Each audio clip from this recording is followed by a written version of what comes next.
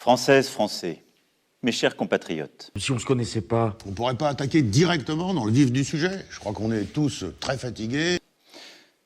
Nous sommes en train de vivre des jours difficiles. Moi, si ça démarre comme ça, je remonte sur mon canasson et je rentre en Orcanie. C'est triste, mais au bout d'un moment...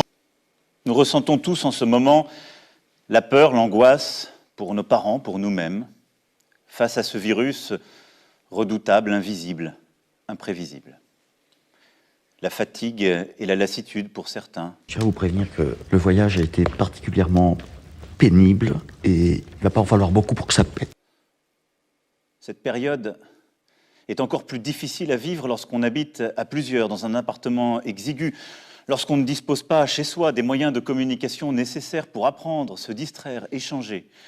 Encore plus difficile à vivre lorsque les tensions sont là. Non mais calmez-vous parce que ça va mal se mettre, hein! Que les risques de violence dans la famille scandent le quotidien. Alors là, il y a que la tarte dans la gueule. Je vois que ça. Ah oui? Et qui c'est qui va me la mettre? Et nous mesurons tous, dans cette période, la solitude et la tristesse de nos aînés. Évidemment, il n'y a que des vieux chez vous.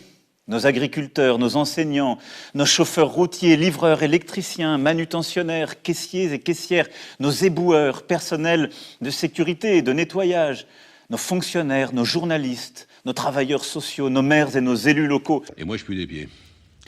Et j'en oublie tellement. Non, mais causez entre vous, je prépare le casse-dalle, moi. Aidés par tant de Français qui se sont engagés, tous ont permis à la vie de continuer, au fond. Alors, étions-nous préparés à cette crise?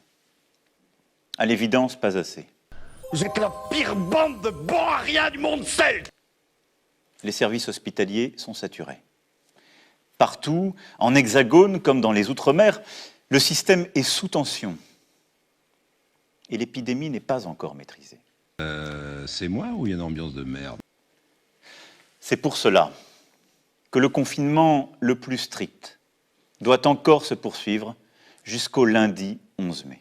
Cette fois, je le dis, je le fais, je reste chez moi, merde, ça suffit.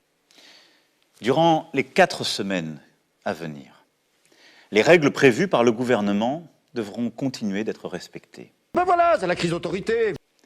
Elles sont en train de montrer leur efficacité et ne doivent être ni renforcées ni allégées, mais pleinement appliquées. Puis merde, à la fin, je ne demande pas votre avis. Vous dites faire comme ça, vous faites comme ça, et puis c'est tout. À partir du 11 mai, nous rouvrirons progressivement les crèches, les écoles, les collèges et les lycées. C'est pour moi une priorité. Au bout d'un moment, qu'est-ce qu'on en a à foutre que les momies soient illettrés? Dans cette période, les inégalités de logement, les inégalités entre familles sont encore plus marquées. C'est pourquoi nos enfants doivent pouvoir retrouver le chemin des classes. Mais je dis pas que je me fous de l'éducation, je dis que c'est pas une priorité. Le gouvernement, dans la concertation, aura à aménager des règles particulières, organiser différemment le temps et l'espace, bien protéger nos enseignants et nos enfants avec le matériel nécessaire. Là, balancer tout le pognon dans les écoles, faut peut-être pas pousser. Les lieux rassemblant du public, restaurants, cafés et hôtels, cinémas, théâtres, salles de spectacle et musées, resteront en revanche fermés à ce stade. Vous trouvez qu'il y a de quoi flamber? La taverne, c'est un lieu de fraternité. Quand pourrons-nous renouer avec la vie d'avant? Je sais vos questionnements, je les partage. Ils sont légitimes.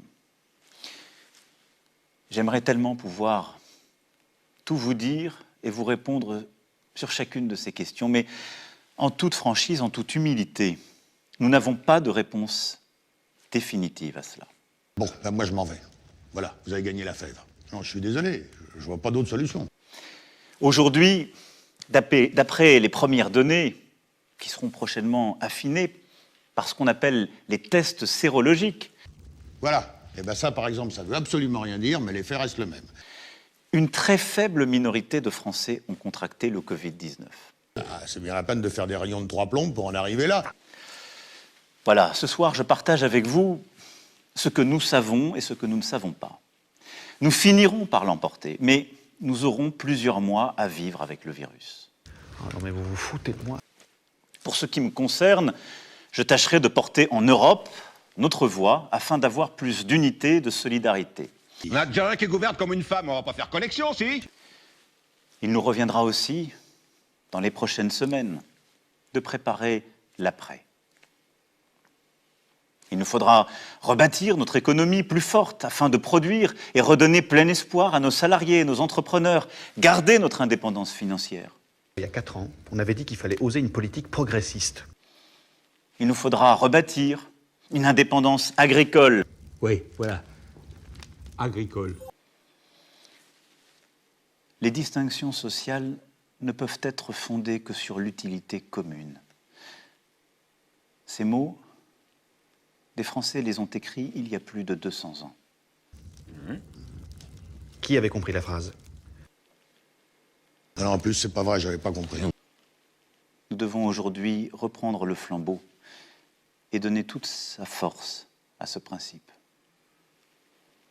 Il nous faudra bâtir une stratégie où nous retrouverons le temps long, la possibilité de planifier la sobriété carbone, la prévention, la résilience, qui seuls peuvent permettre de faire face aux crises à venir. Vous faites des phrases, c'est sûr, nous on dit oui, pour pas casser l'ambiance. Sachons dans ce moment sortir des sentiers battus, des idéologies, et nous réinventer. Moi le premier. C'est marrant, ça vous a pas tellement appris la ponctualité. Mes chers compatriotes, nous aurons des jours meilleurs et nous retrouverons les jours heureux. J'en ai la conviction. Ah non, parce que là, j'en ai marre. Et les vertus qui aujourd'hui nous permettent de tenir seront celles qui nous aideront à bâtir l'avenir. Notre solidarité, notre confiance, notre volonté. Non mais attendez là, ça devient n'importe quoi. Alors prenez soin de vous. Prenons soin les uns des autres. Par contre, on a tout buté. On peut même pas savoir qui c'est. Et nous tiendrons. Bon, ça va, c'est bon, ça va, c'est calmé, c'est fini. On va pouvoir reprendre depuis le début. Vive la République. De quoi? Vive la France. Ouais